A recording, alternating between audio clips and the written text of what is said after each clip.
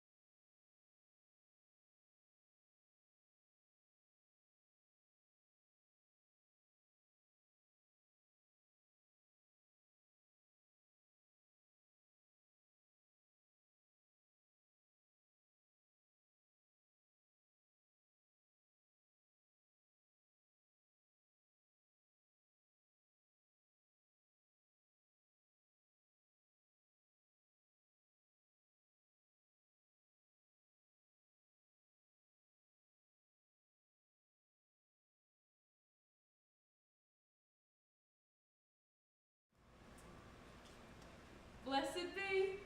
Amen. No Scotch land braces against the threat of war. We all must take an hour to celebrate.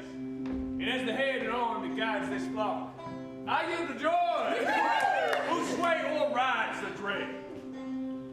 He is the half part of the blessed man, left to be finished by such as she. And she, a fair divided excellence, whose fullness of perfection lies in him. Be as patient as the gentle stream, and make a pastime of each weary step, till the last step have brought you to your love. And there you'll rest as, after much turmoil, two blessed souls do in Elysium. Blessings on you both. Now, let us dance!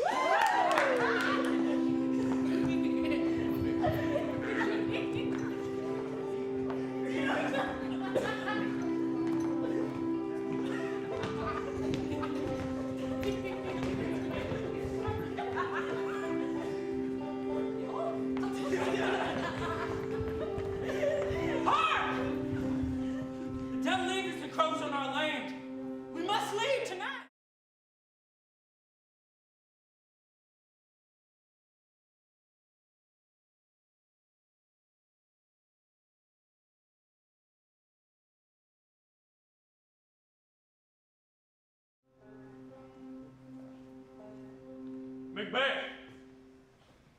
No.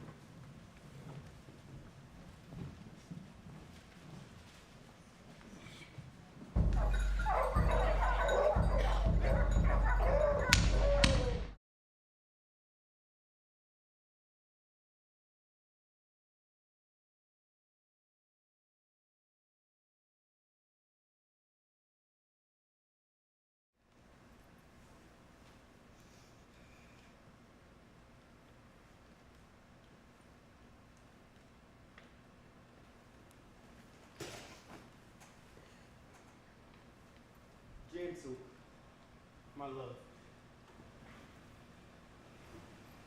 Things without all remedy should be without regard. What's done cannot be undone.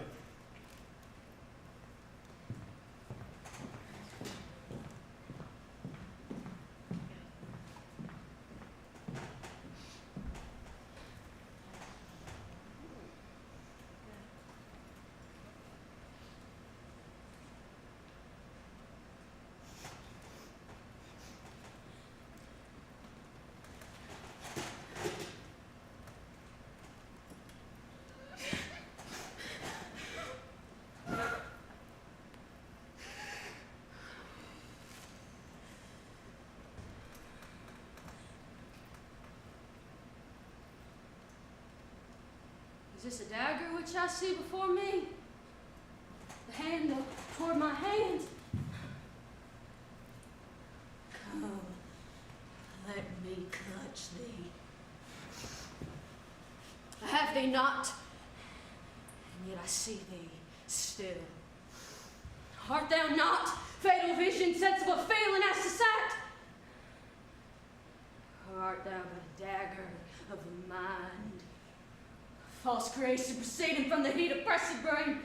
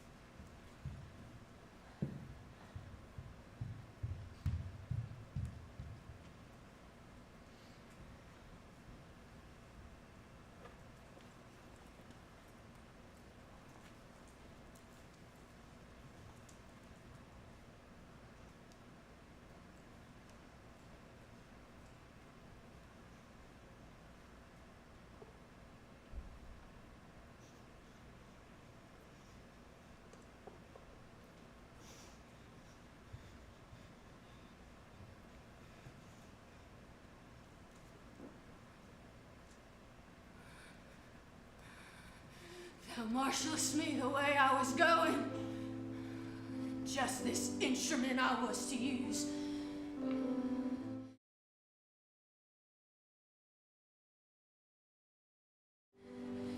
And wicked dreams abuse, the curtains sleep.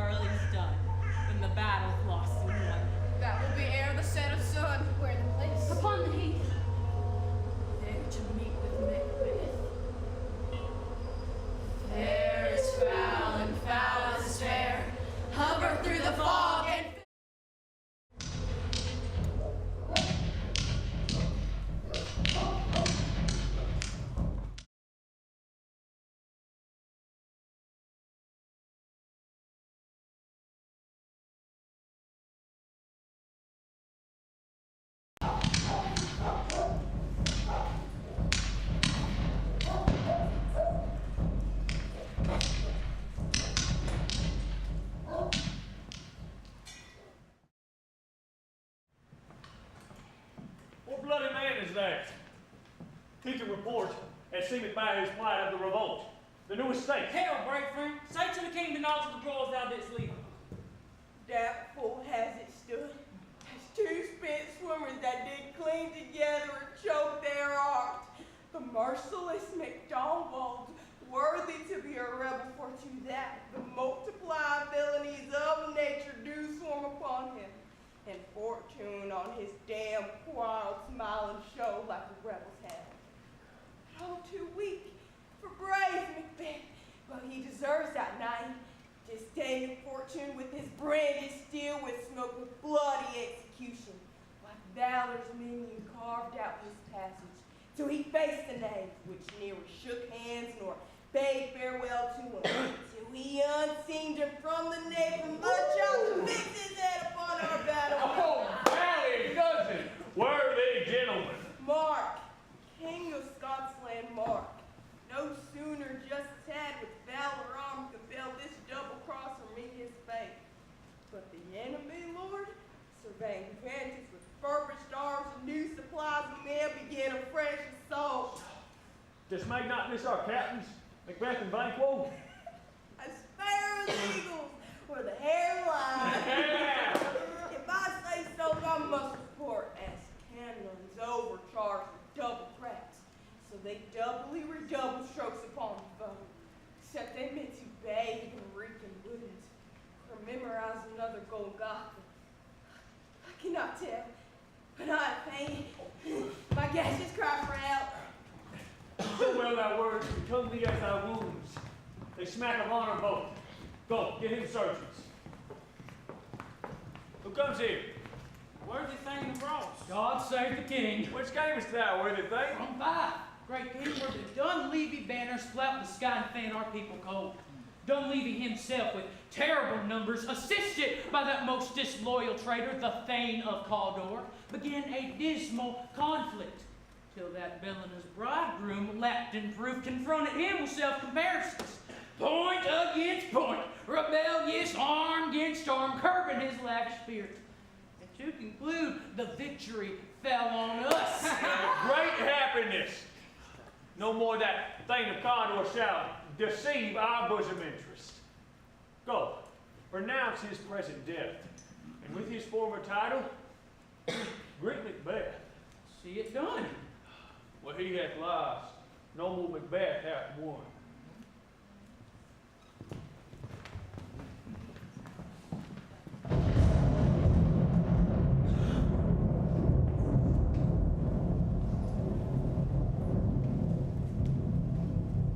Where hast thou been, sister, killing swine? Sister, where thou? A sailor's wife had chestnuts in her lap, and munched, and munched, and munched. Give me, quoth I, a roaring thing which the rumfin runyon cries. Her husband's to Savannah gone, master of the tide, but in the sea I'm with her sail, and like a rat without a tail, I'll do, and I'll do. I'll give thee a wind, dark kind, and I another. I myself have all the other. I'll train him tries, hey, sleep shall have not will take, hang upon his penthouse lid. He shall live a man to be. Where is 7 nights, 9 times 9, shall he dwindle, peak, and pine. Though his boat cannot be lost, yet it shall be tempest tossed. Look what I have. Show me, show me. Here I have a pilot's thumb. Wrapped his homeward he did come. A drum Macbeth doth come.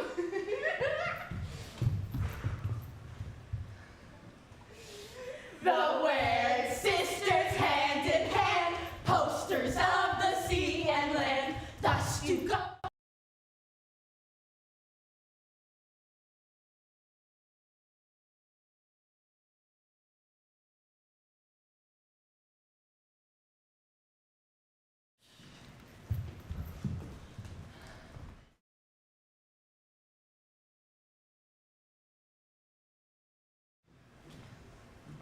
What are these? So withered and so wild in their attire that look not like the inhabitants of the earth and yet are on it. Live you, or are you aught that man may question? You seem to understand me by each at once her choppy finger laying upon her skinny lips. Speak.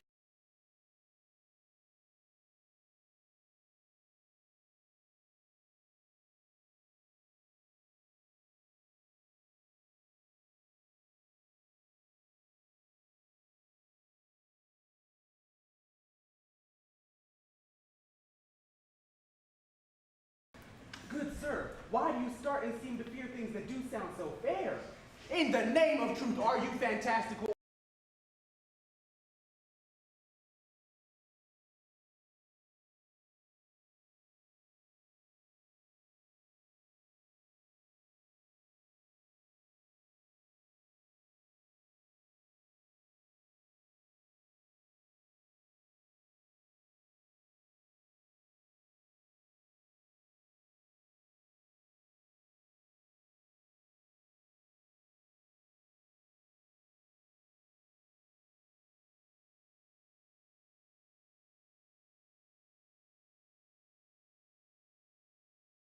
You imperfect speakers, tell me more.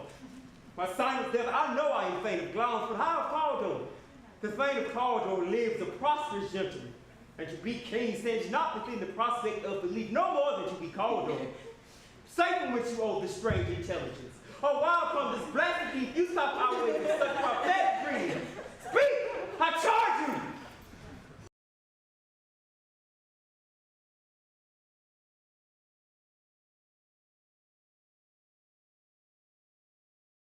Breath into the wind. Would they had stayed. Were such things here as we do speak about? Or have we eaten on the insane root that takes the reason prisoner? Your children shall be kings. You shall be king. And vain of Cawdor too, went you not? To the self-same tune and work. Who's here? The king hath happily...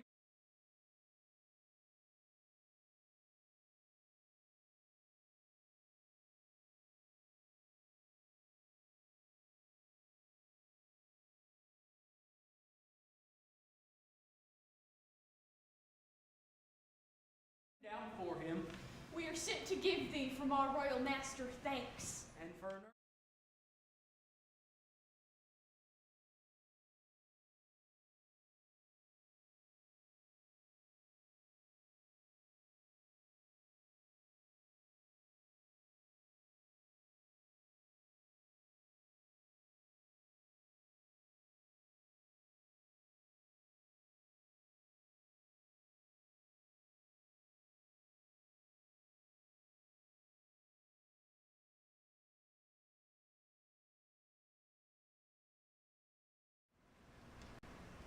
For arms and fame of Cawdor, greatest is behind.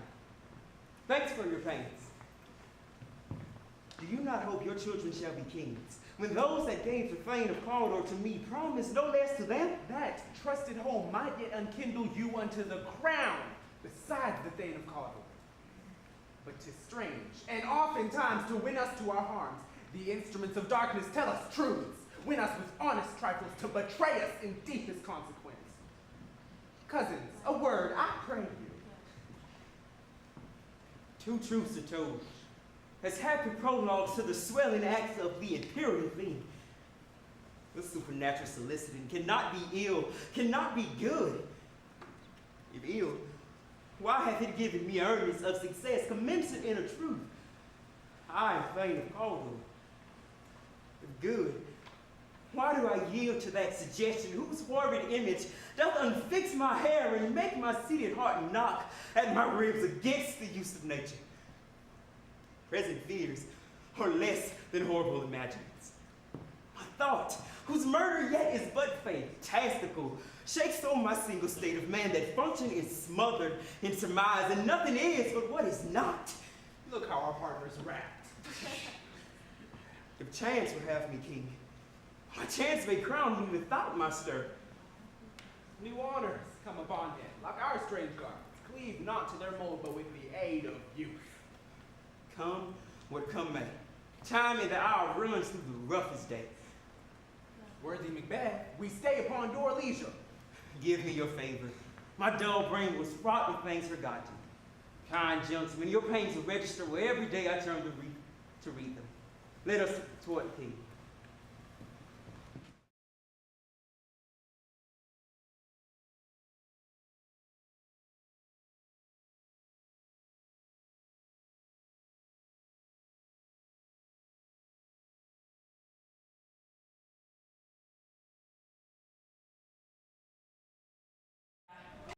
who did report that very frankly he confessed his treasons, implored your highness's pardon, and set forth a deep repentance.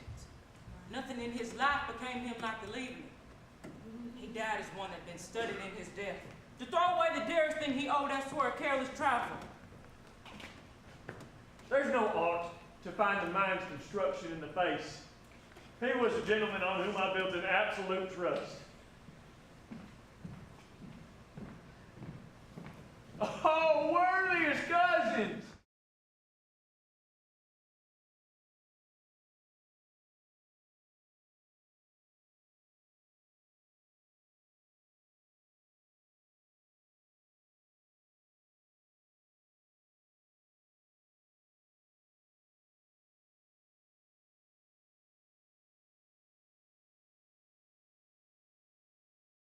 There, if I grow, the harvest is your own.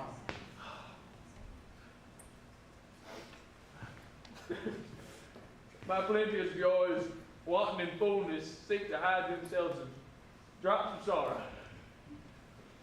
Son, kinsmen, thanks, and you whose places are the nearest, know we will establish our estate upon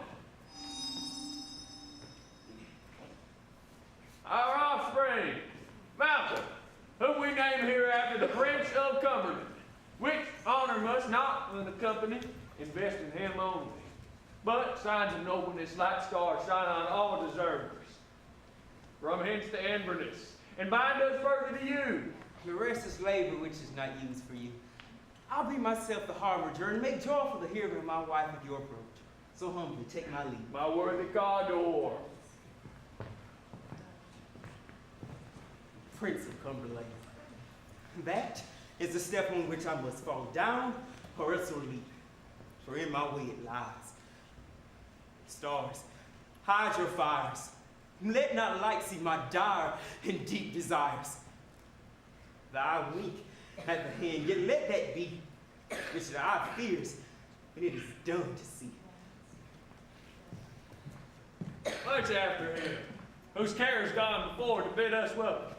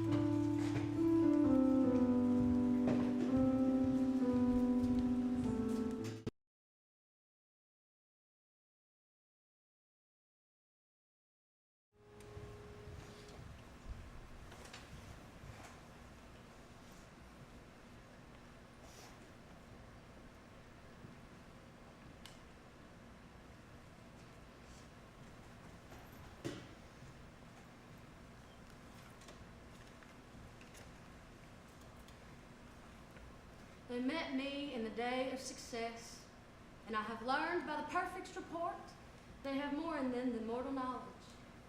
When I burned in desire to question them further, they made themselves air into which they vanished. Whilst I stood wrapped in the wonder of it, came missives from the king, who all hailed me Thane of Cawdor, by which title before these were sisters saluted me and referred me to the coming on of time with, Hail, King, that shalt be. This have I thought good to deliver thee, my dearest partner of greatness, that thou mightst not lose the dues of rejoicing by being ignorant of what greatness is promised thee. Lay it to thy heart. Farewell.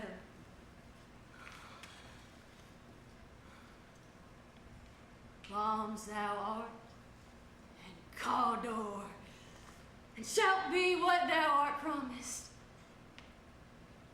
Yet do I fear thy nature. It is too full the milk of human kindness to catch the nearest way. Thou wouldst be great, art not without ambition, but without the illness should attend it. But thou wouldst highly, that wouldst thou holily, Wouldst not play false, and yet would strongly win? Thou'st have, great Glamis, that which cries thus thou must do if thou have it. And that would rather thou dost fear to do than wishes should be undone. Hie thee hither, that I may pour my spirits in thine ear and chastise with the valor of my tongue all that impedes thee from the golden round, which fate and metaphysical aid doth seem to have thee crowned withal. What are your tidings? Duncan comes here tonight. Thou art mad to say it. Is not thy master with him? So please you, it is true. Our Thane is coming. One of my fellows had the speed of him, who almost dead for bread, had scarcely more than would make up his message. Give him 10. He brings great news.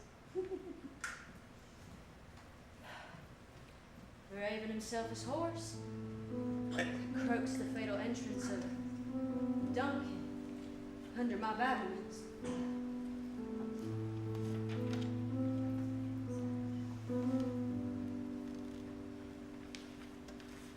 Come, you spirits that tend on mortal thoughts, unsex me here and fill me from the crown to the toe, top full of direst cruelty. Make thick my blood, stop up the access and passage to remorse, that no conscious visitings of nature shake my fell purpose, nor keep pace between the effect and it. Come to my woman's breast and take my milk for gall, you murdering ministers. Wherever in your sightless substances you wait on nature's mischiefs, come, thick night, and pall thee with the dunnest smoke of hell, that my king now see not the wound it makes, nor heaven peep through the blanket of the dark to cry, hold, hold!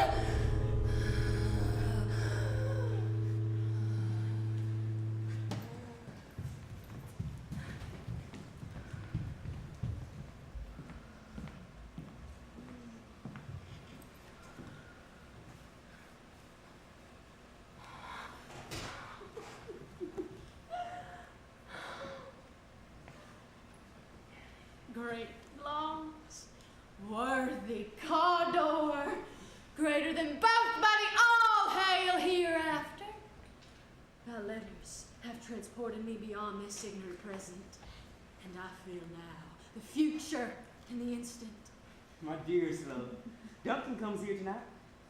And one goes hence, Tomorrow, as he purposes. who never shall sun that Mars see.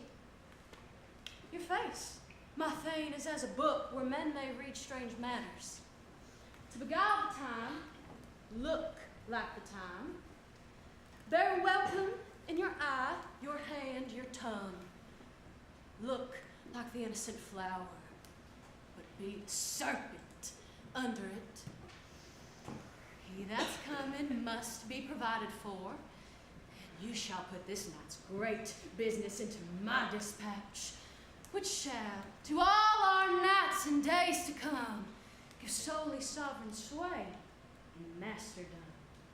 We will speak further. Only look up clear. To alter favor, ever is to fear. Leave all the rest to me.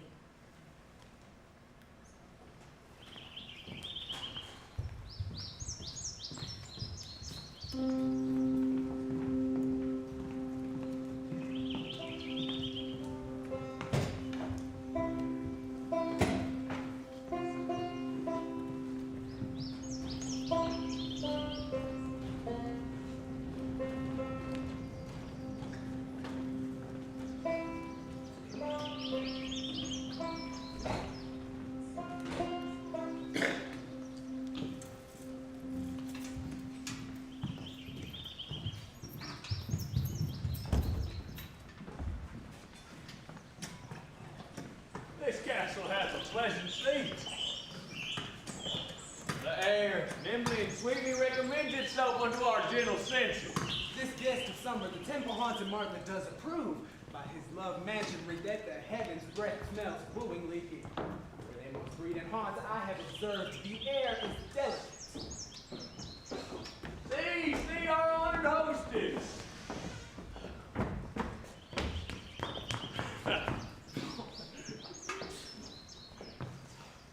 The love that follows us sometimes is our trouble, which still we think is love.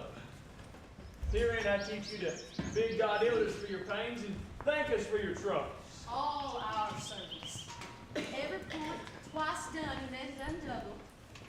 We're poor and single business to contend against those armies deep and robber with your majesty loads our house. Where's the thing of Cardinal? We coursed him at the heels and had a purpose to be his purveyor, but he rides well, and his great love, sharp as his spur, hath helped him to his home before us. Fair and noble hostess, we are your guests tonight. Your servants ever have theirs themselves and what is theirs in common, to make their audit at your highness's pleasure, still to return your own. Give me your hand. Conduct me to mine host. We love him highly, and will continue our graces toward him. By your leave, hostess.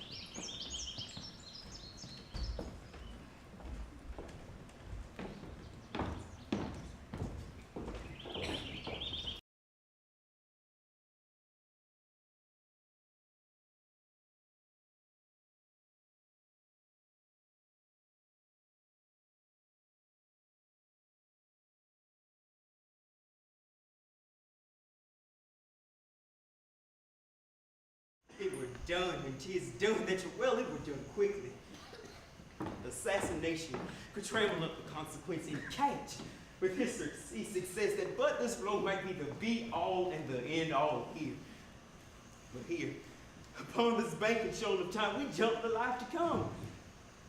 But in these cases, we still have judgment here, that we would teach bloody instructions, which, being taught, return to clay the inventor.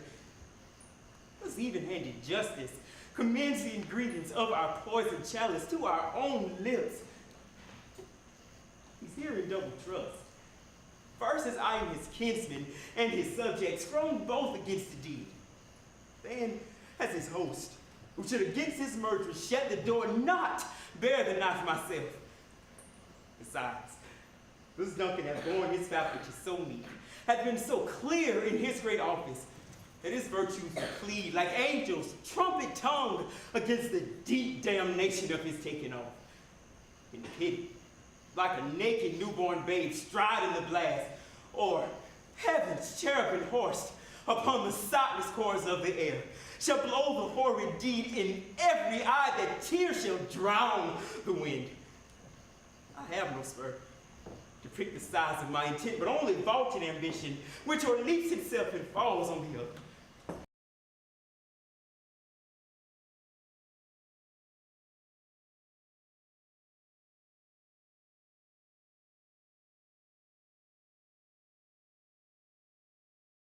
Honor me of late, and I have our golden opinions from all sorts of people, which would be worn now in their newest gloss, not cast aside so soon. Was the hope drunk wherein you dressed yourself?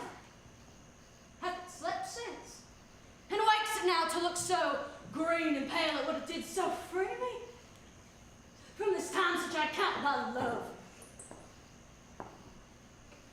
Art thou feared to be the same in thine own act and valor as thou art in desire? Wouldst thou have that which thou esteem'st, the ornament of life and living, coward in thine own esteem? Letting I dare not wait upon thy blood like the poor cat near the attic. Prithee, peace.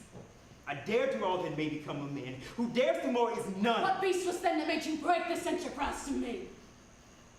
When you durst do it, then you are a man.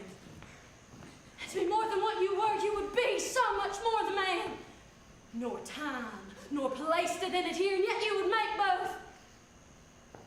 They have made themselves, and that their fitness now doesn't make you. I've given, suck, and know how tender 'tis to love the babe that milks me. I would while it was smiling in my face, have plucked my nipple from his boneless gums and dashed the brains out, and I so swore, as you have done to this. We should fail. We fail! Screw your courage to the sticking place and we'll not fail. When Duncan is asleep, whereto the rather shall his days hard journey soundly invite him. His two chamberlains will I, with wine and wassail, so convince that memory, the water of the brain, shall be a feud, and the receipt of reason a limbeck only. When in swinish sleep their drenched natures lies in a death, what cannot you and I perform upon the unguarded Duncan? What not put upon his spongy officers, who shall bear the guilt of our great quail? Bring forth men, children only, for thy undaunted metal should impose nothing but male. Will it not be received when we have marked with blood those sleepy two of his own chamber and used their very daggers that they have done? Who dares receive it other, as we shall make our proofs and claim a roar upon his dead? I am settled, and bend up each corporal agent to this terrible feat. Away, and mock the time with fair show. False face must hide with the false heart doth know.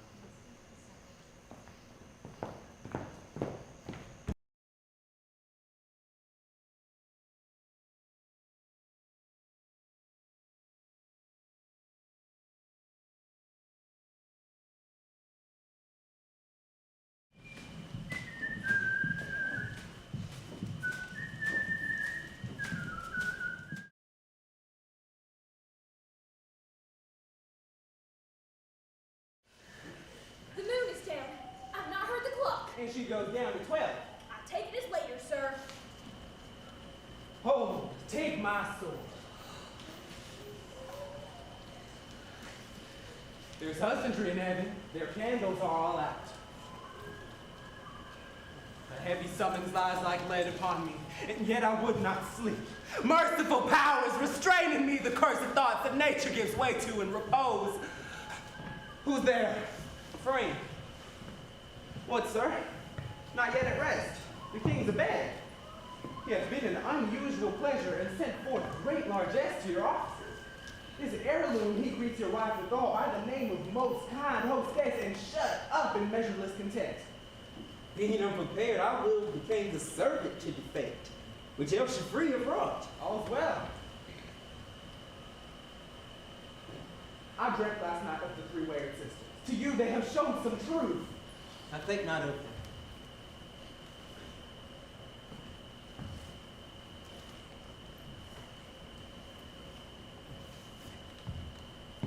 Yet, when we could entreat an hour to serve, we would spend it in some words upon that business, if you would grant the time. At your kindest leisure. You should cleave to my consent. When 'tis, it shall make honor for you. So I lose none in seeking to augment it, but still keep my bosom franchised and allegiance clear. I shall be counseled. The proposal, wife. Thanks, sir. Delight to you.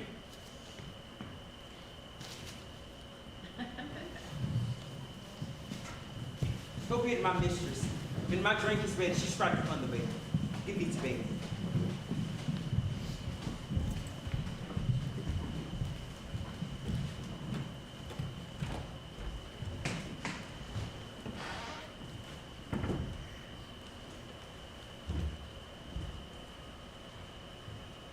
Is this the dagger which I see before me? The handle toward my hand. Come, let's speak. I have thee not, yet I see thee still. Art thou not fatal vision, sensible to feeling as the sight? Art thou but a dagger of the mind, a false creation proceeding from the heat of oppressed brain? I see thee yet, in form as palpable as this which now I draw. Thou marshals me the way I was going, and such an instrument I will see used. Mine eyes are made a fool of the other senses, or else with all the rest. I see thee still, and on my blade and dungeon gouts of blood, which was not so before. There's no such thing. It is the bloody business which informs dust to mine eyes. Now over the one-half world, nature seems dead. Wicked dreams abuse the curtain of sleep. Witchcraft celebrates pale Hecate's offering, and wither murder, alarmed by his sentinel of wolf, whose howls has watched us with his stealthy pace. The Tarkin ravishing strides towards his design, move like a ghost. Thou sure and firm said earth, hear not my steps, which way they walk, for fear thou very stones prate of my whereabouts, and take the present pour from the time which now suits with it. Once I threat, he lives. Words to the heat of deed, to cold breath gives. I go, and it is done. The veil invites me. Fear it not, Duncan, for it is a nail that summons thee to heaven or to hell.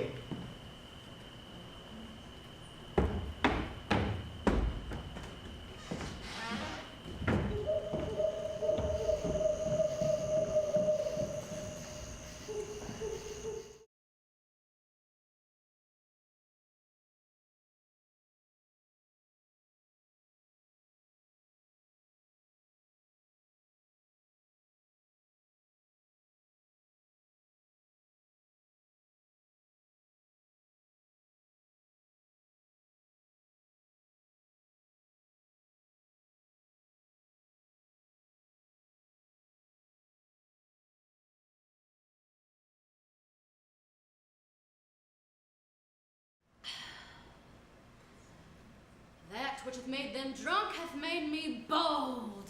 What hath quenched them hath given me fire. Peace. 'Twas the owl that shrieked, fatal bellman which gives the sturts good night. He's about it. Doors are open and the surfeited grooms do mock their charge with snores. I've drugged their possets, and death and nature do contend about them whether they live or die. Who's there? What? You lack! They have awaked, and 'tis not done. The intent and not the deed confounds his heart. I laid their daggers ready. He could not listen. Had he not resembled my father as he slept, I'd have done it. My husband. I've done the deed. Didst thou not hear a noise? Heard the owl scream and the crickets cry, did not you speak? When? Now. As I descended? Ah! This is a sorry sight. Foolish thought to say a sorry sight. This one did laugh in his sleep, and one cried murder, that they did wake each other. I still didn't hurt them, but they did say their prayers again, and address them again to sleep. There are two lodged together. One cried, God bless us, and amen the other, as they had seen me, with these hangman hands listening to their fears. I could not say amen, but they did say God bless us. Consider it not so deeply. Wherefore could not I pronounce amen? I must need a blessing, and amen stuck in my throat. These deeds must not be thought after these ways, for it'll make us mad.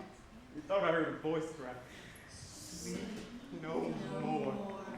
Macbeth just murdered sleep, the innocent sleep. Sleep that knits up the raveled sleep of care. The death of each day's life, sore labor's bad, balm of hurt minds.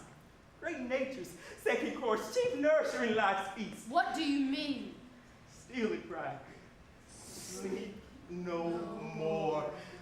Glamis hath murdered sleep, and therefore Cawdor shall sleep no more. Macbeth shall sleep no more. Who was it that thus cried? Ah, worthy thane, you do unbend your noble strength to think so brain sickly of things. Go get some water, and wash this filthy witness from your hands. Why did you bring these daggers from the place? They must lie there. Go, carry them and smear the sleeping grooves of blood. I go no more. I'm afraid to think what I have done. Look on it again, I dare not. Firm of purpose, give me the daggers. The sleeping and the dead are but as pictures. 'Tis the eye of childhood that fears the painted devil.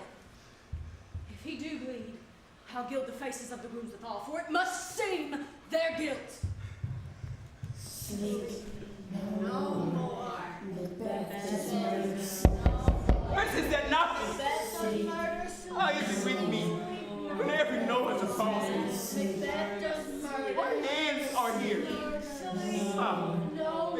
of mine eye. Macbeth does murder. All great Neptune's ocean.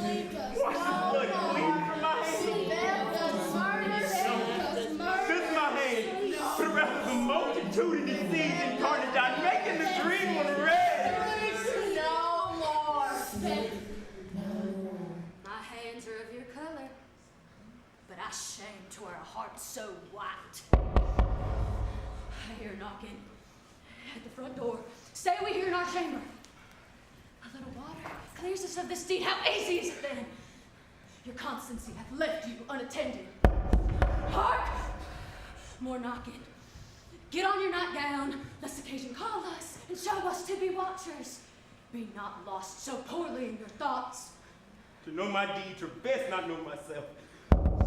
Wake thou him without knocking out what thou couldst.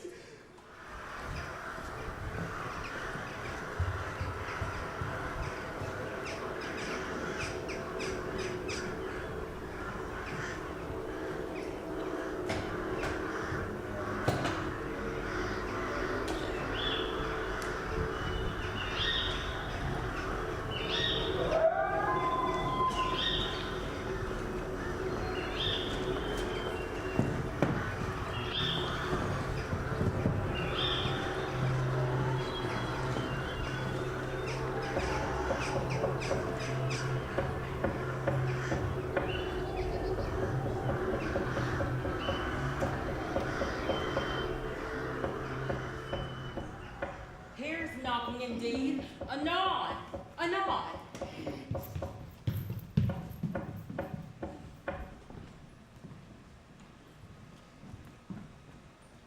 Is that Master stirring? Our knocking has awaked him. Here he comes.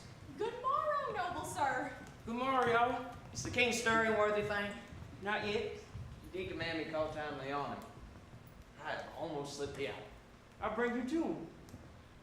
I know this is a joyful trouble to you, but yet 'tis one. The labor we delight in physics fame. This is the door. I shall make so bold to call, for 'tis my limited service. Goes the king hits today? He does. He did appoint so. The night has been unruly. Where we lay our chimneys were blown down, and as they say, lamentings heard in the air. Strange screams of death and prophecy, and with accents terrible, dire combustion and confused events new hatched to the woeful time. The obscure bird clamored the livelong night. Some say the earth was feverish and did shake. 'Twas a rough night. My young remembrance cannot parallel a fellow to it. Oh, horror! Horror, horror! Tongue nor heart cannot conceive nor name me. What's the matter? Confusion now hath made his masterpiece. Most sacrilegious murder hath broke open the Lord's anointed temple and stole thence the life of the building. What is it you say? Alive? Mean you his majesty? Approach the chamber and destroy your sight with a new gorgon. Get up, baby, speak, see, and then speak yourselves. Awake, awake! Ring the alarm bell. Murder and treason. Banquet, Malcolm, and all who rest. Shake off this downy sleep. Dash counterfeit and look on death itself. Up, up, and see the great doom's image. Banquet, Malcolm! And from your graves walk like sprites to countenance this horror. Ring the bell! What's the business that such a hideous trumpet calls to parlay the sleepers of the house? Speak! Speak! Oh, gentle lady, 'tis not for you to hear what I can speak. The repetition in a woman's ear would murder as it fed. Oh, Banquet, Banquet! Our royal master's murdered. Oh, alas! What in our house? Too cruel anywhere, dear, doth I prithee contradict thyself and say it is not so. And I would die an hour before this chance. I had lived a blessed time. But from this instant, there is nothing serious immortality. All is for choice. Renown and grace is dead. The wine of life is drawn, and the mere least is left us about to brag of. What is amiss? You do not know it. The spring, the head, the fountain of your blood is stopped. The very source of it is stopped. Your royal father's murder. By whom? Those of his chamber, as it seemed, had done it. Their hands and faces were all badged with blood. So were their daggers, which, unwiped, we found upon their pillows. They stared and were distracted. No man's life was to be trusted with them. Oh, yet I do repent me of my fury, that I did kill them. Wherefore did you so? Who can be wise? Amazed, temperate, and furious, loyal and neutral in a moment. No man. The expedition of my violent love, outrun the palsy. Reason? Here lay Duncan, his silver skin laced with his golden blood, and his gashed stabs looked like a breach in nature for ruin's wasteful entrance. There, the murderers steeped in the colors of their trade, and their daggers unmannerly breaching gore. Who could refrain? Who had a heart to love, and in that heart courage to make love known? Look to the lady. How do I hold my tongue? And many may claim this argument for mine. I will wait. My tears are not yet bruised. Look to the lady, and when we have our naked frailties here that suffer in exposure, let us meet and question this most bloody. Men smiles. Nearer blood, the nearer bloody. This murder shaft that shot hath not yet lighted, and my safest way is to avoid the aim. Therefore the horse. And let me not be dainty and leave taken, but shift away. There's warning in that theft. Steal itself when there's no mercy left.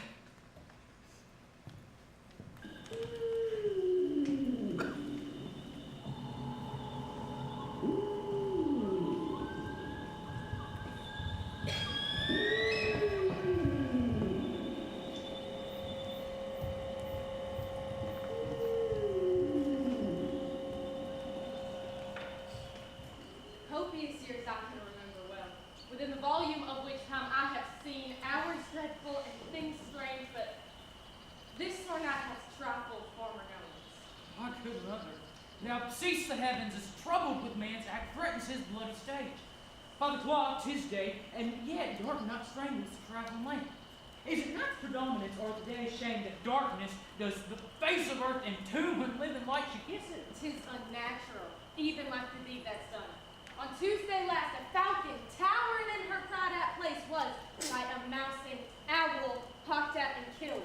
And Duncan's horses, a thing most strange and uncertain, beauteous and swift, the minions of their race turned wild in nature, broke their stalls, flung out, contending against obedience, as they would make war with mankind. He said they ate each other. They did so, to the amazement of mine eyes that looked upon it. Here comes the good Macduff. How goes the world, sir? Now, Why, see you not? is it known who did this more than bloody deed? Those that Macbeth has slain. Alas, today, what good could they pretend? They were suborned. Malcolm of Duncan's flesh, his only son, is stolen away and fled. Puts upon him suspicion of the deed. Against nature still. Then 'tis most like the sovereignty will fall upon Macbeth. He is already named and gone to church to be invested. Where's Duncan's body? Carried to Combe Hill, the sacred storehouse of his predecessors and guardian of their bones. Will you to church? No, cousin, not to fight. Well, I will thither. Well, may you see things well done there. Adieu, lest our old road sit easier than I knew.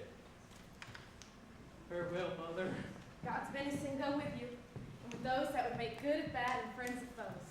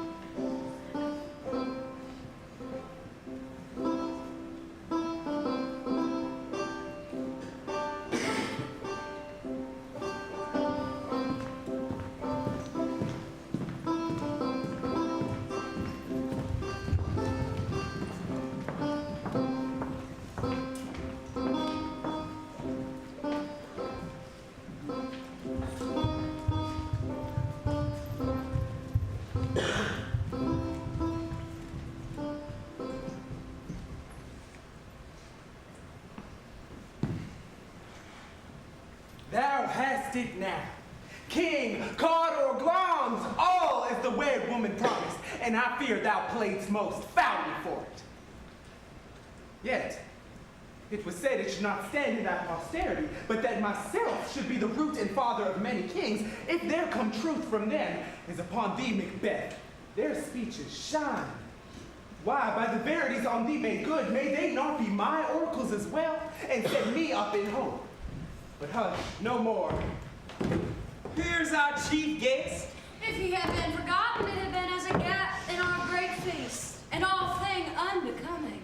Tonight we hold a solemn supper, sir, and I request your presence. Let your highness command upon me, to the which my duties are with the most indissoluble tie forever knit. Ride you this afternoon?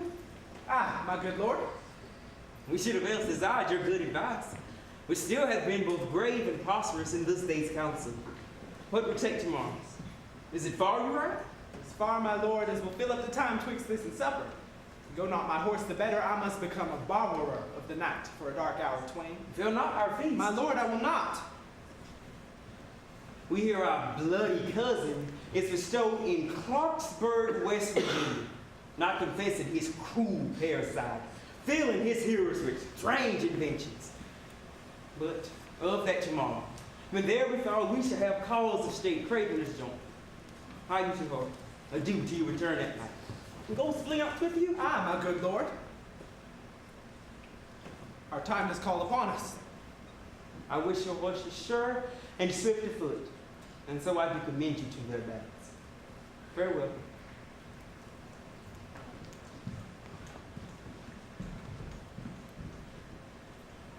Let every man be master of his time to set in at night.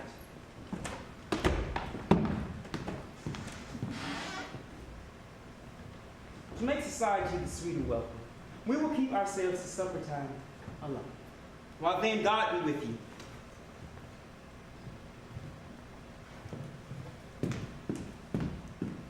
To be thus is nothing but to be safely thus. Our fears in bank will stick deep, and in his rawity of nature reigns that which would be feared. As much he dares, and to that dauntless temper of his mind, he hath the wisdom that doth guide his valor to act in safety. There is none but he whose being I do fear. He cheered the sisters when first they put the name of king upon me and bade them speak to him. Vain, prophet-like, they held him father to a line of kings. Upon my head they placed a fruitless crown and put a barren scepter in my grip. Thence to be rich with an unlineal hand, no son of mine succeeded.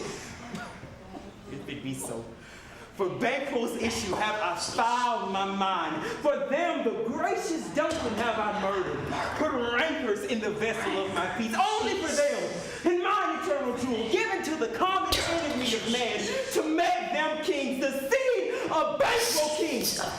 Rather than so, come fate into the list, tempting me to the utterance. Who said? Your eyes. Well then, now pray you consider of my speech here. No banquet is our enemy. Yes, my lord. And in such bloody distance that every minute of his being thrust against my nearest of life.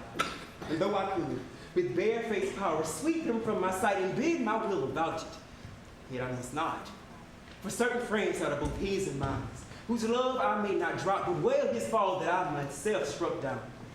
And thence it is that I to your assistance do make love, masking the business from the common eye for sundry weighty reasons. We shall, my lord, perform what you command us. Your spirit shine through you. Within this hour at most, I will advise you on where to plant yourselves. Fleance, his son that keeps him company, whose absence is no less material to me than is his father's, must embrace the fate of that dark hour. We are resolved, my lord. I call upon you straight. Abide within.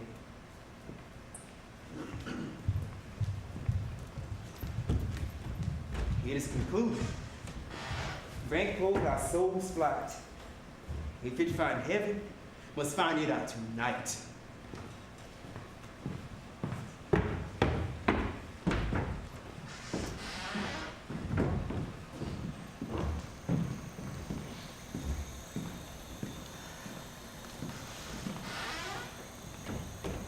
Is Banquo gone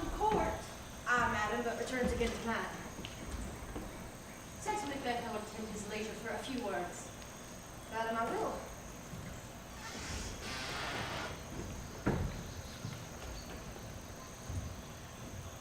Knots had, all's spent. Where our desires got without content. 'Tis safer to be that which we destroy than by destruction dwell in doubtful joy. How now, my lord? Why do you keep alone?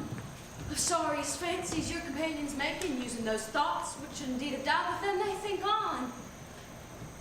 Things without all remedy should be without regard. It's done. It's done. We have scorched the snake, not killed it. She'll close and beat herself whilst our poor malice remains in danger of her fortitude. But let the frame of things disjoint both the worlds suffer. Ere we will eat our meal in fear and sleep in the affliction of these terrible dreams that shake us nightly. Better be with the dead, whom we, to gain our peace, have sent to peace, than on the torture of the mind to lie in restless ecstasy.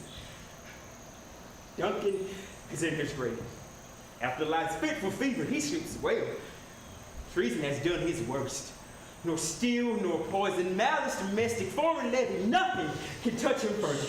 Come on, gentle my lord. Sleek over your rugged looks. Be bright and jovial among your guests tonight. So shall I live. And so I pray to you. Let your remembrance apply to banquet. Present him eminence, both with eye and tongue, unsafe the while, that we must lave our honors in these flattering streams, and make our faces visitors to our hearts, disguising what they are. You must leave this. Full of confidence is my mind, dear wife. Thou knowest that banquet and his Leons live. In them nature's copy's not a turn. Discomfort yet. They are assailing. And be thou jockeyed. Ere the bat hath flown his clustered flight, ere to black Hecate summoned the shard-born beetle with his drowsy hums hath rung not yawning hill, there shall be done a deed of dreadful ill. What's to be done?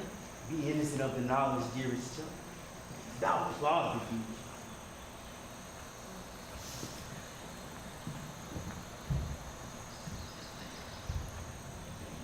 Come.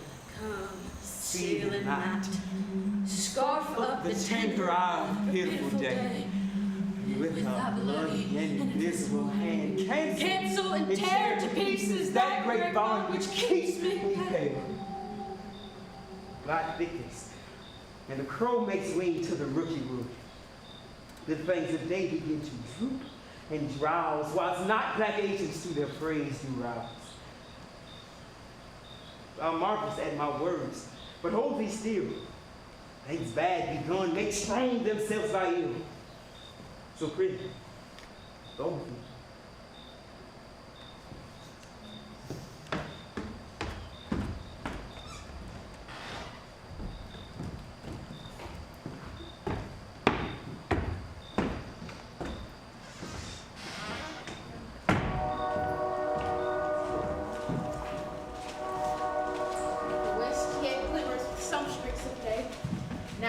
The laden traveler paced to gain the timely inn and near approaches the subject of our watch. A light, 'tis he. Stand to it. It will be rain tonight. Let it come down. Oh, treachery! Fire! Good flames! Fire! Fire! Fly!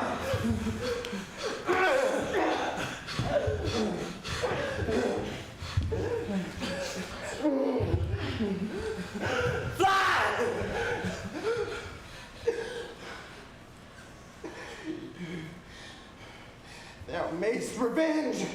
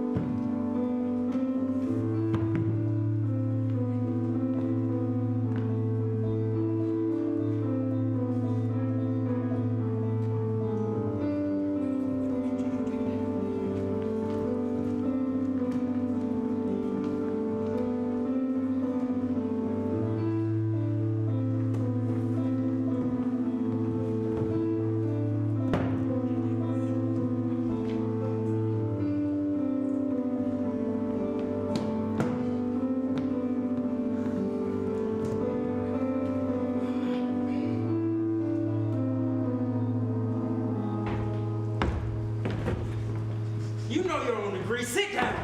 That first and last party will. Thanks to your majesty. Ourselves will mingle with society and play the humble host. Our hostess keeps her state, but in best time we'll require her welcome. Pronounce it for me, sir. To all our friends. For my heart speaks they are welcome. You see, they encountered me with their heart's thanks. Both sides are even. Here I sit in the middle. Be large and mirth. And none we'll drink a measure. Table round.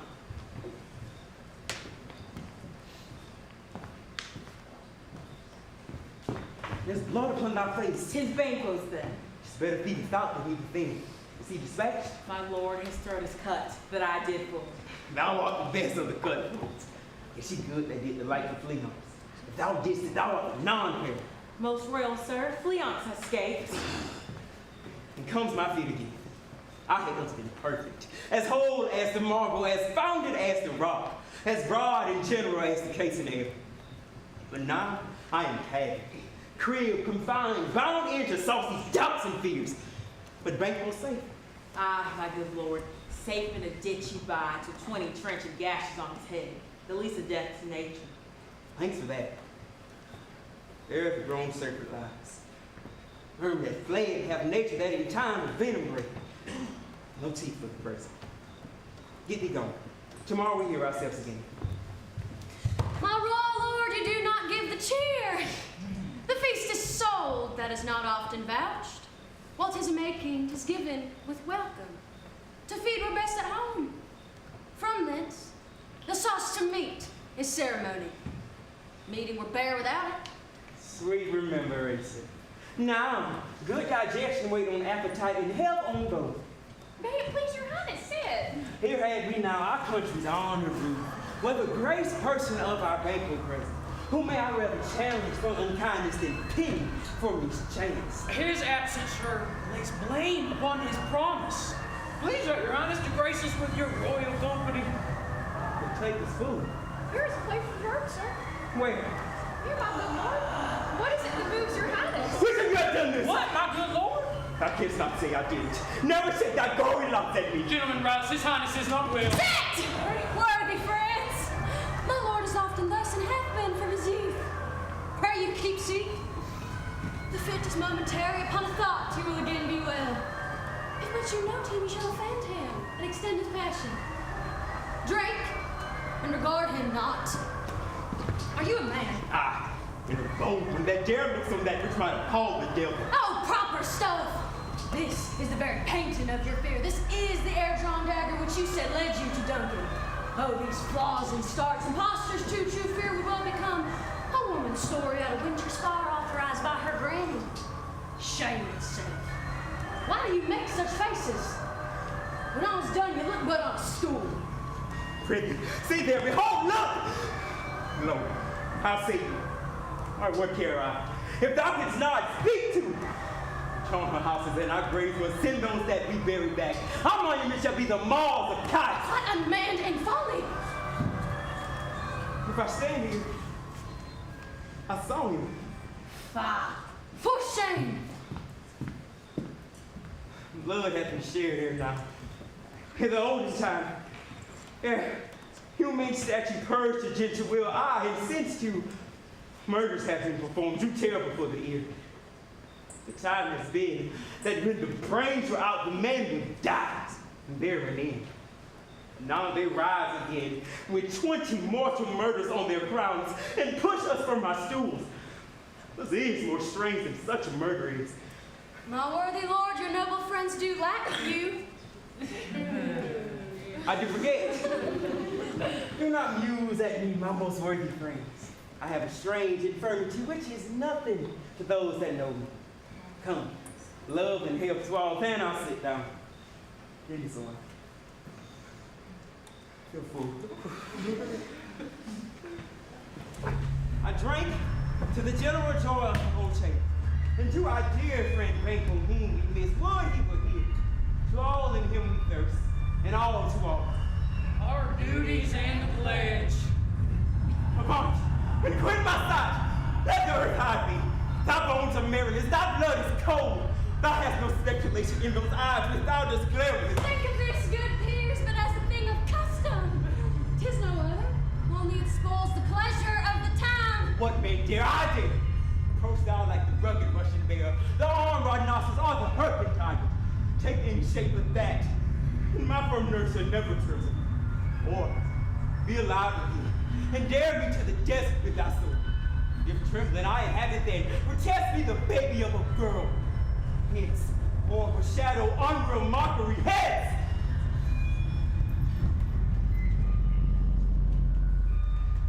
Why so? Being gone, I ain't man again. Pray you sit still! You have displaced the mirth, broke the good meeting with most admired disorder. Can such things be, and overcome us like a summer's cloud without our special wonder? You make me strange, even to the disposition that I owe, when now I think you can behold such sights, and keep the natural ruby of your cheeks, when mine is blanched with fear. What sights, my lord? I pray you speak not. He grows worse and worse. Question enrages him. At once, good night. Stand not upon the order of your going, but go at once. Good night, and better health attends his majesty. A kind good night to all. It will have blood, they say. Blood will have blood.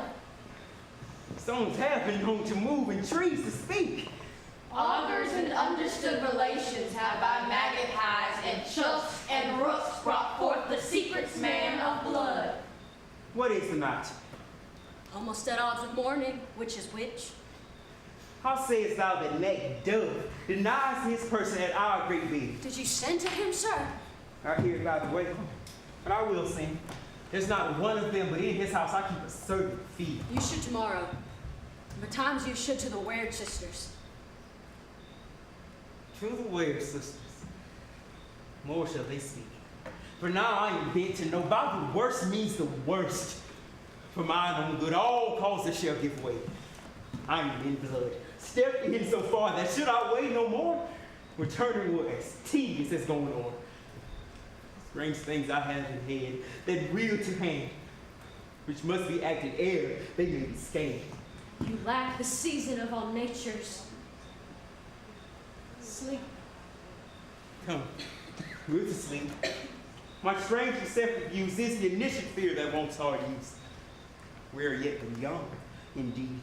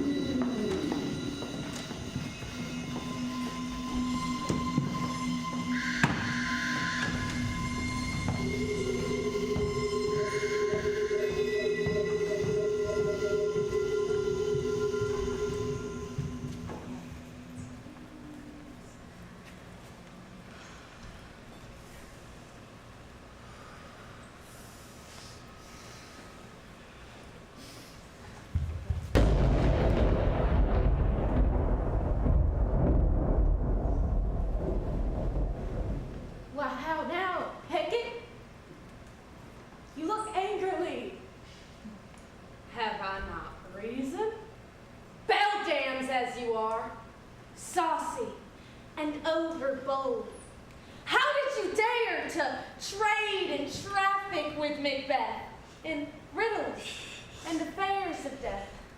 And I, the mistress of your charms, the close contriver of all harms, was never called to bear my part or show the glory of our art. And which is worse, all you have done hath been but for a wayward son, spiteful and wrathful, who, as others do, loves for his own ends, not for you. But make amends now, get you gone, and at the pit of Acheron, meet me in the morning. Thither he will come to know his destiny.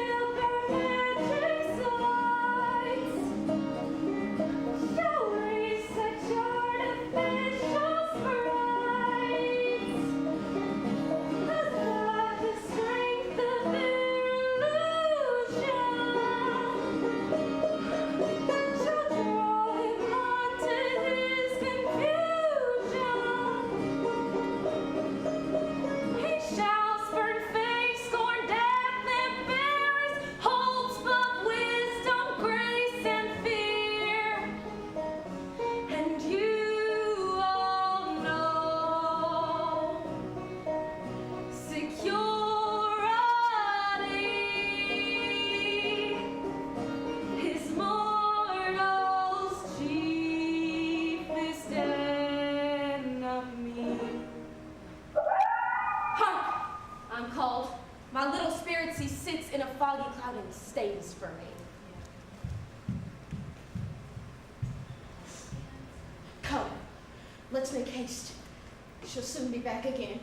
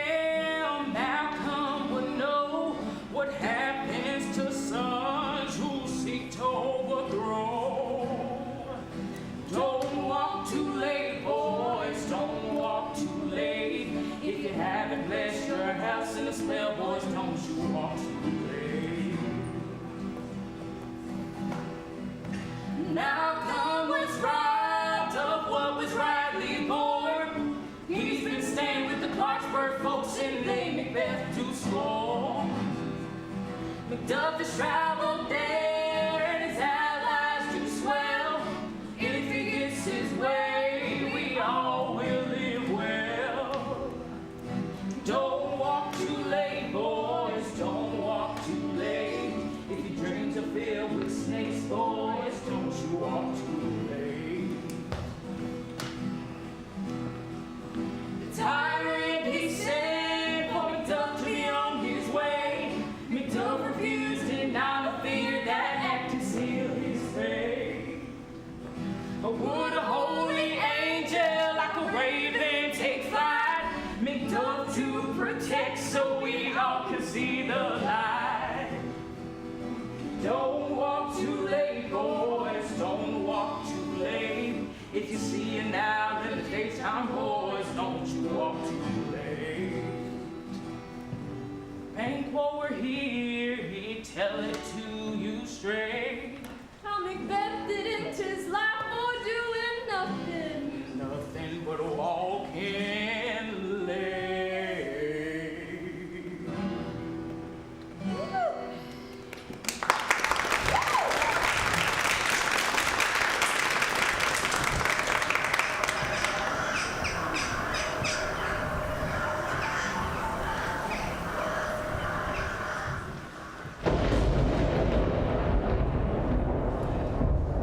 Thrice the brinded cat hath mewed.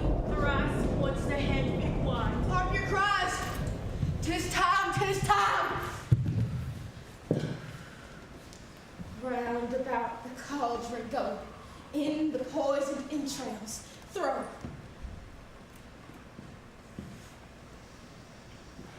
Double, double toil and trouble, fire burn and cauldron bubble. Fillet of a fenny snake, in the cauldron boiling bake.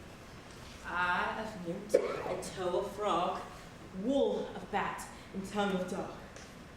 For a charm of powerful trouble, like a hell-brought boiling bubble. Double, double toil and trouble, fire burn and cauldron bubble.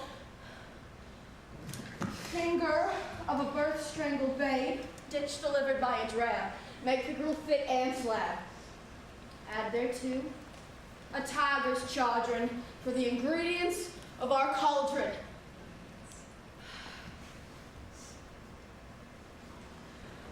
Double, double, toil and trouble, fire burn and cauldron bubble. Cool it. Gavin's blood. Then the charm is firm and good.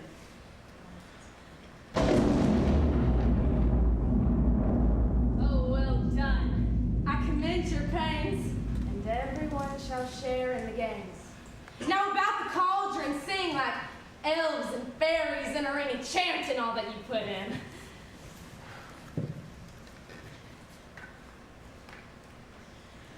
Double, double, toil and trouble, fire burning, cauldron bubble.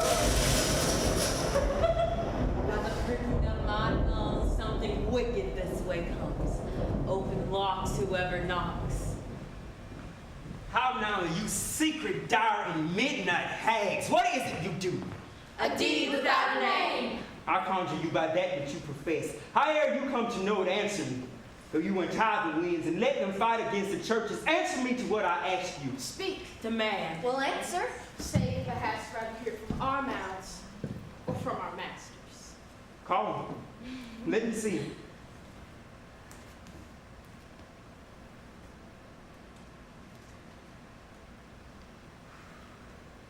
Come high or low, thyself in office deftly show.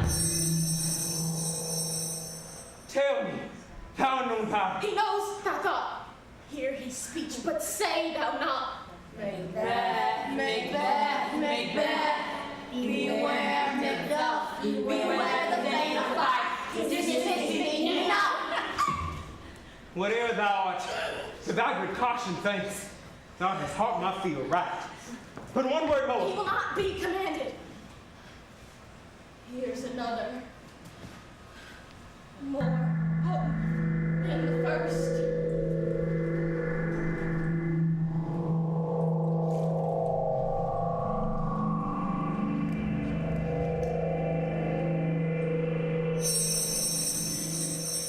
Macbeth, Macbeth, Macbeth. Had I 3 ears, I'd hear thee.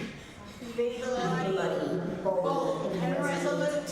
Last scorn the coward man, for none of woman more shall harm Macbeth.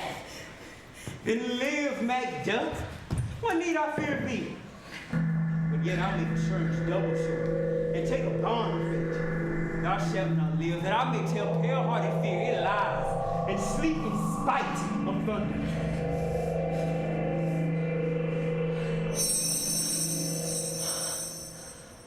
What is this? That arises like the issue of a king, and wears upon his baby brow the rounded top of sovereignty. Listen, but speak not to it. Be lion-headed, proud, and take no care who shapes, who frets, or where desires are. Macbeth shall never vanquish be until great burning wood to hide listening hill shall come against him. That will never be. Who can impress the forest, bend the tree, unfix his earthbound root? Sweet Goldman's good. Rebellious dead, rise never to the wood of burning rise. And our high place Macbeth shall live the least of nature, pray his breath to time and mortal custom. Yet my heart throbs to know one thing more. Tell me, if your art can tell so much, shall Banquo's issue ever reign in this kingdom? She can know no more. I will be satisfied. Deny me this and an eternal curse fall on you. Let me know. Show his eyes and grieve his heart. Come like shadows, so depart. Oh, are too like the spirit of Banquo. Down! Thy crown does sear mine eyeball, and thy hair, thy other golden brown crown is like the first. The third is like the former. Filthy hags, why do you show me this? A fourth, stark eyes. What? Will the line stretch out to the crack of doom? Another yet. A seventh, I'll see no more. And yet the eighth appears. Horrible sight, now I see 'tis true. For that blood-bolted rainbow smiles upon me and points at their breeds. What? Is the soul? Who's out there? Come here. What's your gracious will? See you the Wed Sisters? No, my lord. Are they not by me? No, indeed, my lord. Infected be the airway on their ride, and damned all those that trust them. I did hear the galloping horses. Who was came by? Just 2 or 3, my lord, that bring you word Macduff is fled to Clarksburg. Fled to Clarksburg? Ah, my good lord. Time, thou anticipates my dread exploit. The flighty purpose never is or took unless the deed go with it. From this moment, the very first things of my heart shall be the first things of my hand. And even now, to crown my thoughts and acts, be it thought and done. Castle of Macduff, I will surprise. Seize upon fire, give to the edge of the sword his wife, his babes, and all unfortunate souls that do trace him in his life. No boasting like a fool. This deed I do before this purpose, but no more sorrow!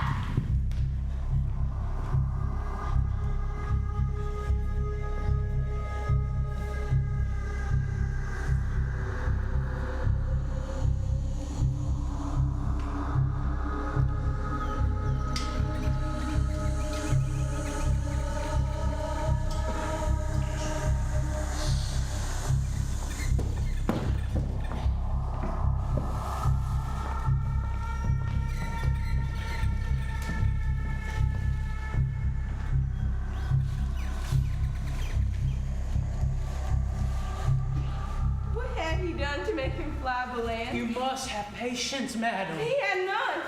His flight was madness. When our actions do not, our fears do make us traitors. You know not whether it was his wisdom or his fear. Wisdom. To leave his wife, to leave his babes, his mansion and titles, and a place from whence himself does fly. He loves us not. He wants the natural touch. For the poor wren, the most diminutive of birds, will fight her young ones in her nest against the owl. All is the fear and nothing is the love. As little as the wisdom where the flock so runs against all reason. My dearest cuz, I pray you school yourself. But for your husband, he is noble, wise, judicious, and best knows the fits of the season. I dare not speak much further. But cruel are the times when we are traitors and do not know ourselves. When we hold rumor from what we fear, yet know not what we fear, but float upon a wild and violent sea each way and move. I take my leave of you. Shall not be long, but I'll be here again. Things that have been worse will cease, or else come upward to what they were before.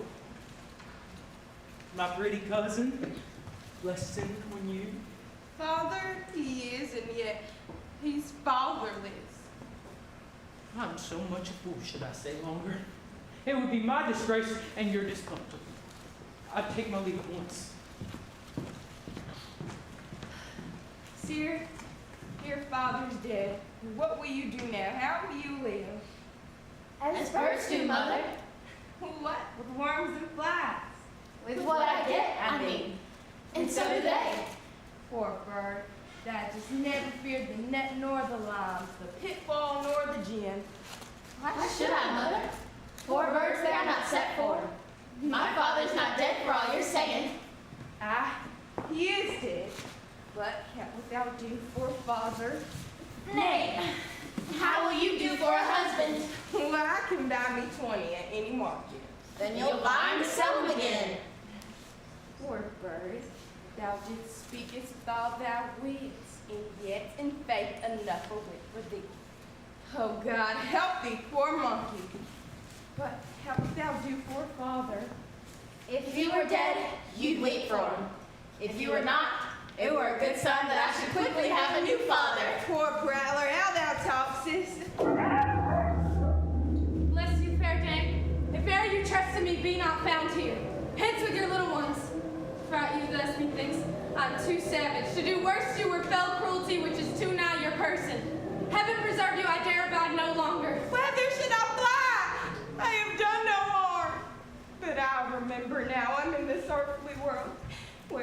harm is often laudable, and to do good is often accounted dangerous folly. Why then, alas, do I put up this womanly defense to say I've done no harm? Who is this person? Where's your husband? I hope in no place so sanctified where such as thou mayest find him. He's a traitor. No!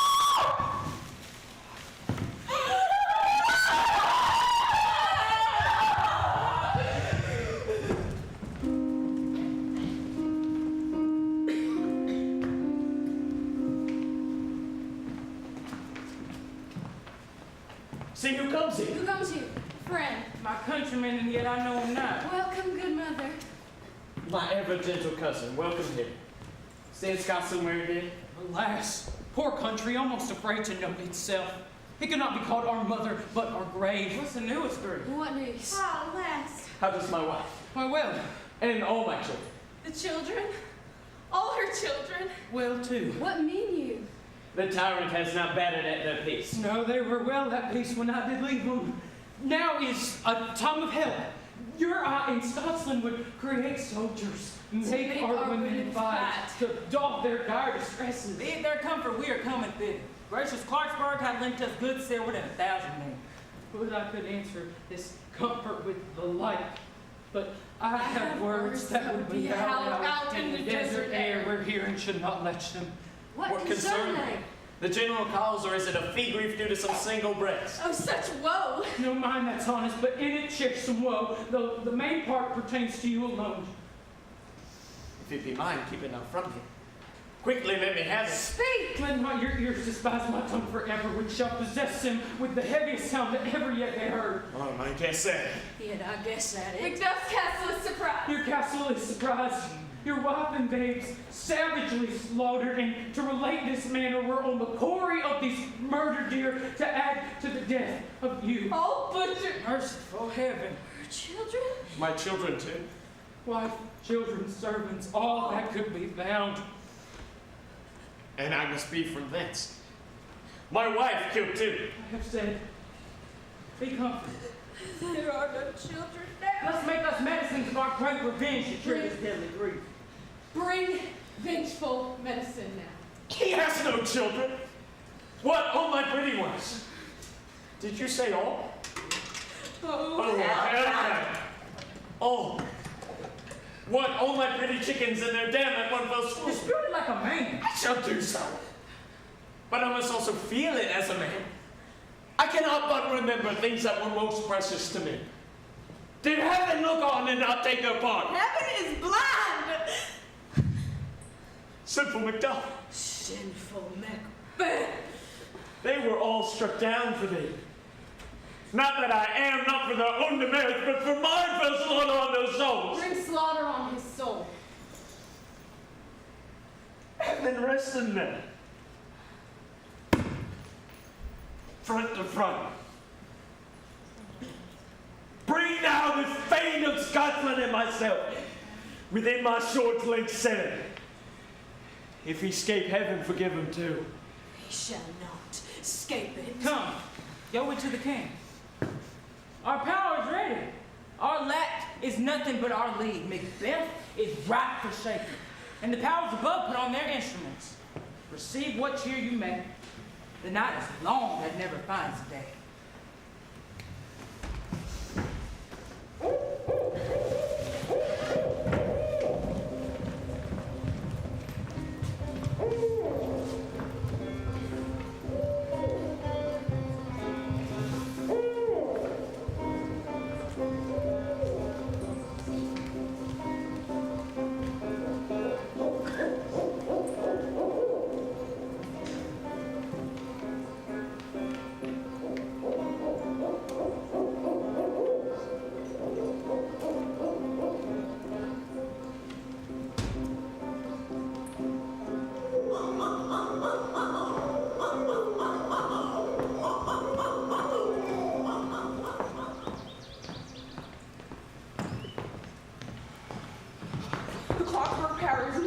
Led on by Malcolm, his uncle seaward, and the good Macduff revenges burn in them For their dear causes would you the bleeding, and the grim alarm excite the mortified man. Near Burnhamwood shall we well meet thee. That way are they coming.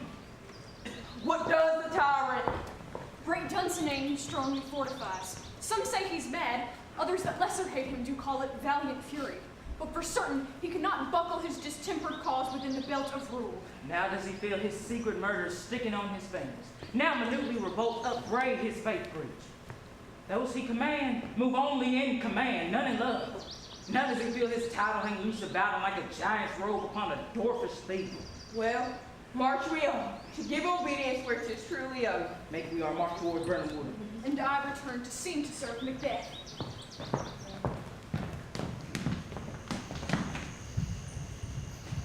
When was it she last walked? Since His Majesty went in the field, I have seen her rise from her bed, throw her nightgown upon her, unlock her closet, take forth paper, fold it, read upon, write it, afterwards seal it, and then again return to bed. All this while in a most fast sleep. Lo, you, here she comes. This is her very gods, and upon my life, fast asleep. How came she by that light? Why, it stood by her. She has light by her continually. 'Tis her command. You see her eyes are open. Ah, but their senses are shut. What is it she does now? Look how she rubs her hands. It is an accustomed action with her to seem thus washing her hands. I've known her continuing this a quarter of an hour. Yet your spots how she speaks. I will set down what comes from her to satisfy my remembrance the more strongly. How dare spot out, I say! 1, 2.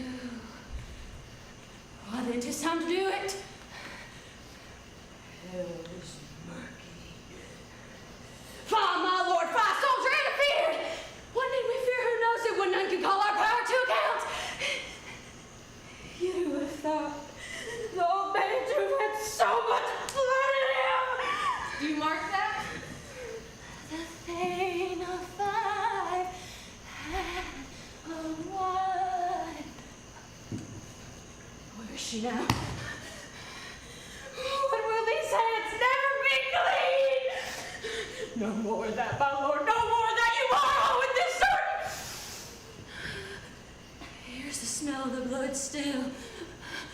All the perfumes of Arabia will not sweeten this little hand.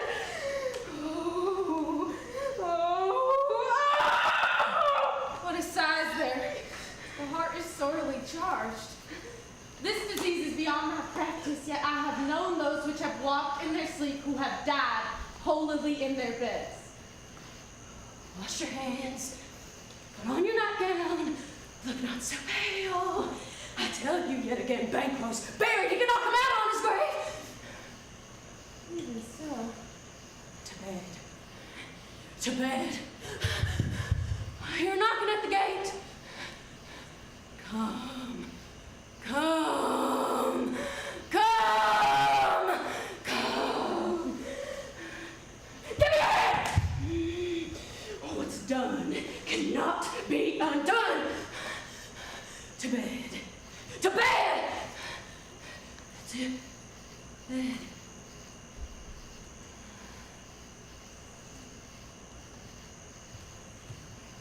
Will she go now to bed? Directly. Foul whisperings are abroad. Unnatural deeds do breed unnatural troubles. More needs to the divine than the physician.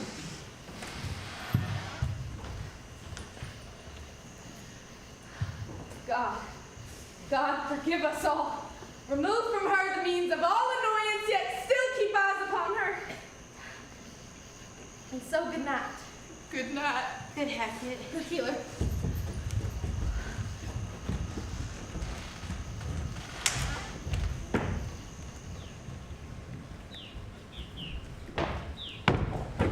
Bring me no more reports. Let them flower. Burnham would remove to Dunsinane. I cannot taint with fear. What's the boy, Mal? Was he not born of woman? The spirits that know all mortal consequences have pronounced me thus. Fear not, Macbeth. No man that's born of woman shall e'er have power upon thee, and fly false fanes and mingle with the Clarksburg epicures. The mind I sway by and the heart I bear shall never sag with doubt nor shake with fear.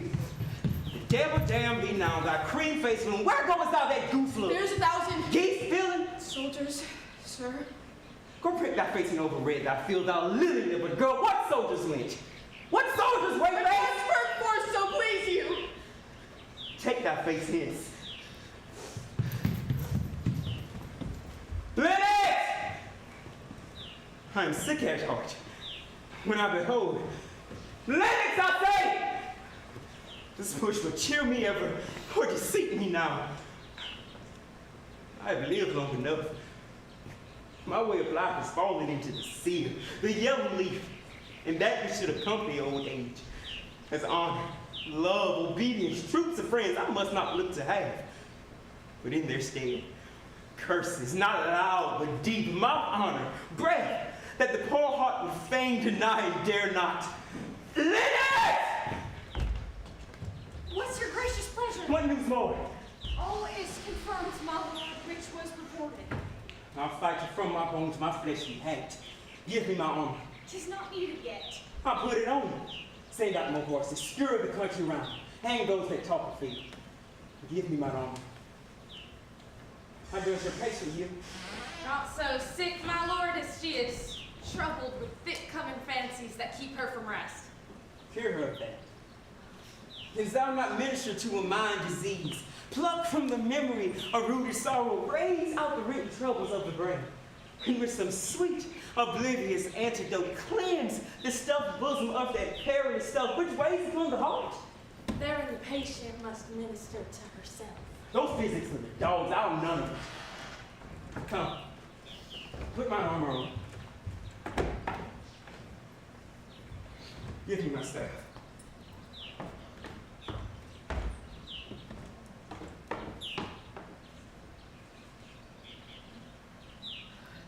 Lennox, send out. Famous fly from me. Come, sir, dispatch! Thou quits for me. Cast the water over my land. Find her disease and purge it to a sound and pristine heaven. I would applaud thee to the very echo which you would applaud me. Ah, my good lord. I will not be afraid of death and bane to burning forests come to Dunsinane. Husbands, I hope the day is near at hand. The chambers will be safe. We doubt nothing. But what is this before us? We'll burn him. Let every soldier hew him down a bow and bear before him. Thereby shall we shadow the numbers of our hosts and make discovery and report of us. It shall be done. We are no other but the confident tyrant, keep still in Dunsinane, and we'll endure our sitting down before it. 'Tis his main hope. For where there's advantage to be given, both more and less are given him to revolt. But none serve with him but constrained things whose hearts are absent to. Let our just centers attend this true event, and put beyond industrious soldiership. The time approaches that will with due decision make us know what we must say we have and what we owe.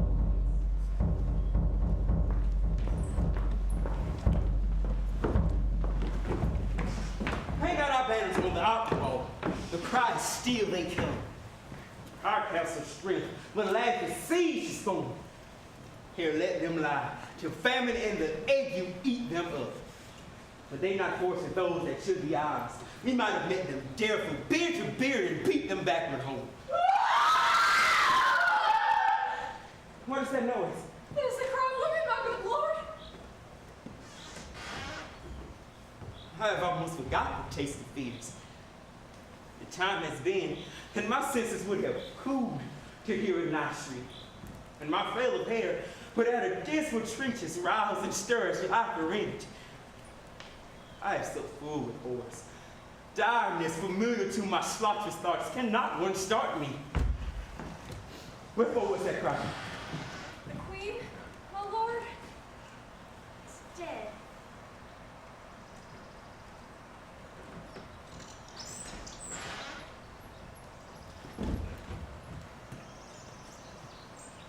She should have died here after. There would have been a time for such a word.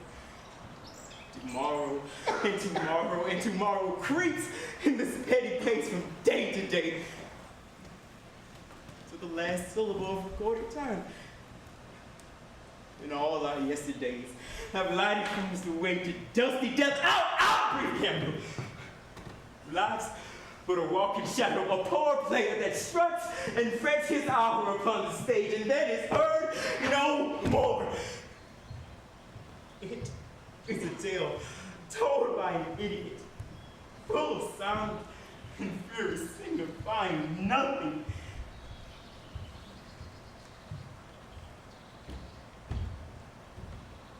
I come as the youth I told. Thy story quickly. Gracious Macbeth, I should report that which I say I saw, but know not how to do it. Well, say, ma'am. As I did stand my watch upon the hill, I looked toward Burnham, and anon methought the wood began to move. Lie!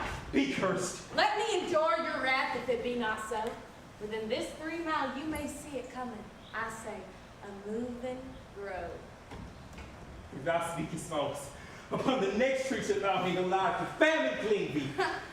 Thou speaks me sooth. I care not thou dost for me as much. I pull in resolution and begin to doubt the equivocation of the fiend that lies like truth. Fear not, to burning wood you come to Dunsinane, and now wood comes toward Dunsinane. Arm and out. If this which she about does appear, there is no flying hitch nor tearing here. I get to be weary of the sun.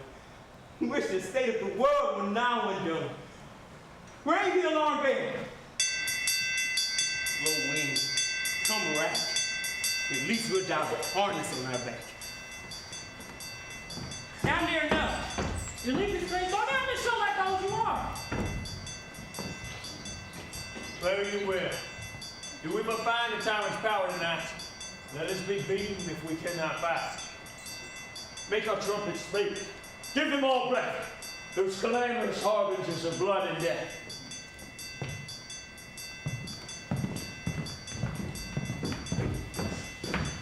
Tied into a stake, I cannot fly, but bear like I must fight the horse. What's he that was not born of woman? Such a one am I to fear none. Why should I play the Roman fool and die with my own sword? Once I see life and gashes you better upon them. Turn out! Turn! Of all men else I have avoided thee. But get thee back. My soul is too much charged with blood of thine already. I have no words. My voice is in my sword, thou bloodier villain than terms can give thee out. Thou losest labor. As easy mayest thou the entrenching air, with thy keen sword, impress as make me bleed. Let fall thy blade on vulnerable crest. I'll be a charming life, which must not yield to one of woman born. To spare thy charm, and let the angel whom thou still hast served tell thee. Macduff was from his mother's womb untimely bred. Accursed be that tongue that tells me so, for it hath cowed my better part of man. And be these juggling fiends no more believe that partner with us in a double sense, that keep the word of promise to our ear and break it to our hope. I'll not fight with thee. Then yield thee, coward, and live to be the show and gaze of the time. We'll have thee, as our rarer monsters are, painted upon a pole, and under it here may you see the tyrant. I will not yield. To kiss the ground before young Malcolm's feet, and to be baited with the rabble's curse. Though burning wood do come to Dunsinane, and thou opposed being of no woman born, yet I'll try the last. Before my body I throw my warlike shield. Lay on, Macduff, and damn be him that first cries, hold, enough.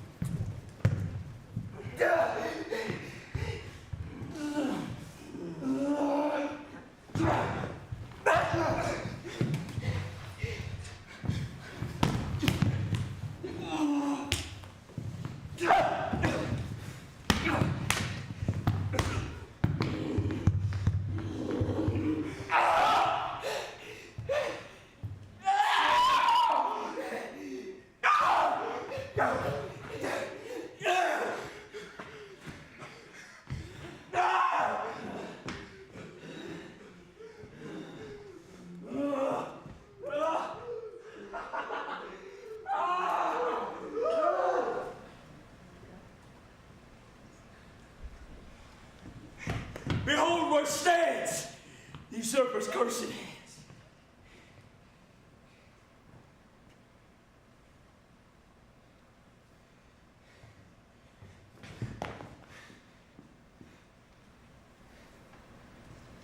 The time is free.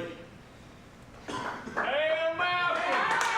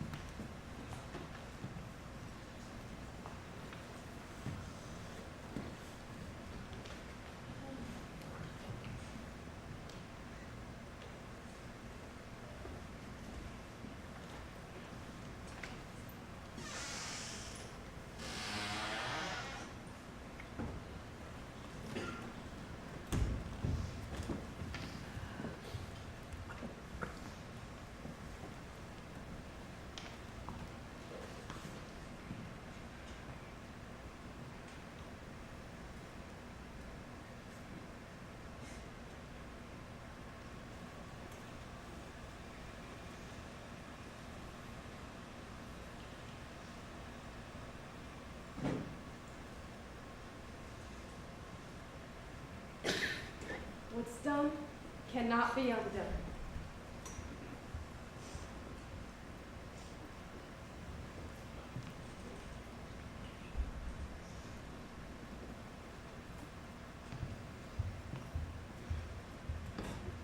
To the last syllable of recorded time.